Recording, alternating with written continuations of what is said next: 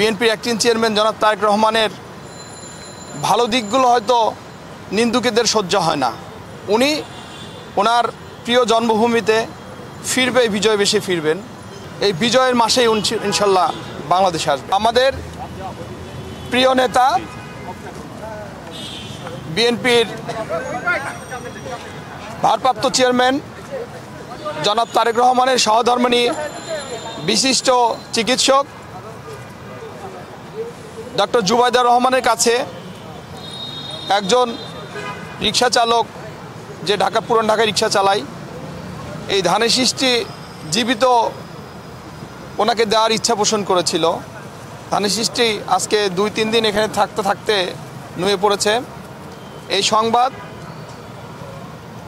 Doctor Zubaida রহমানের কাছে যখন পৌঁছে, তখন উনি আমাকে বলিয়েছেন, জানেন তো উনি একজন মানে মানুষ আর কি, উনি সামনে এত ভিড়ের মধ্যে হয়তো আসতে পারবে না, তাই আমাকে পাঠিয়েছেন ধানের শীষটি নিয়ে ওনাকে যেন এই যে 3-4 দিন এই শীতের মধ্যে কষ্ট করে এখানে বসে আছে, শুয়ে আছে, কখনো ওনাকে সসম্মানে যেন উনি বাড়ি ফিরে যেতে পারে, সেই জন্য যৎসামান্য হেল্প করেছি আমরা ওনাকে।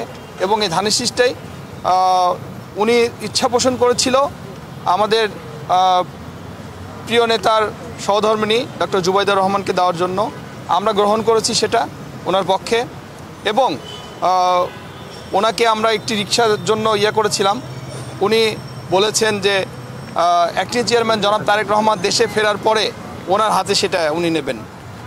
তা আমরা করেছি, ঠিক আছে, ওনারটাই ঠিক, এবং এইটা ওনার হাতে আমরা পৌঁছে দেব। এবং ডক্টর জুবাইদা রহমান বাসায় ফেরার পথে চেষ্টা করবেন ওনার সাথে একটু সাক্ষাতের, এটা বলেছেন। বাত ব্যথা, প্যারালাইসিস কিংবা আর্থ্রাইটিস, আধুনিক ফিজিওথেরাপি ও পুনর্বাসন চিকিৎসায় নির্ভরযোগ্য নাম ডিপিআরসি। রাজনীতি এমন একটা জিনিস, মানে একজন আগামীর নেতা, মানবিক নেতা বিএনপির অ্যাক্টিং চেয়ারম্যান জনাব তারেক রহমানের ভালো দিকগুলো হয়তো নিন্দুকেদের সহ্য হয় না। নিন্দুকেরা এ ধরনের কথা বলবেই। আমাদের প্রিয় নেতা জনাব তারেক রহমান নিন্দুকদের এই কথাগুলো আসলে পাত্তা দেন না। উনি ওনার প্রিয় জন্মভূমিতে ফিরবে, বিজয় বেশি ফিরবেন, এটাই স্বাভাবিক। কারণ এই দেশটা স্বাধীন, এই দেশটা ওনার হাতেই শোভা পায়। ওনার বাবা ছিল স্বাধীনতার ঘোষক, ওনার মা ছিল 3 বারের প্রধানমন্ত্রী, যার জন্য আপনারা সারাক্ষণ এখানে বসে আছেন।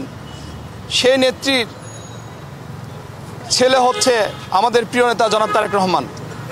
উনি এ দেশে আসবেন ইনশাল্লাহ, আশা করছি এই বিজয়ের মাসেই ইনশাল্লাহ বাংলাদেশে আসবেন। আমি একটা কথা বলি, জনাব তারেক রহমান এমন একজন ব্যক্তি, উনি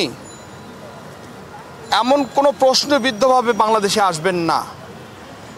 উনি যেটা সাবলীল এবং যেটাই স্বাভাবিক সেভাবেই আসবেন, যাতে কোনো প্রশ্নবিদ্ধ না হয়।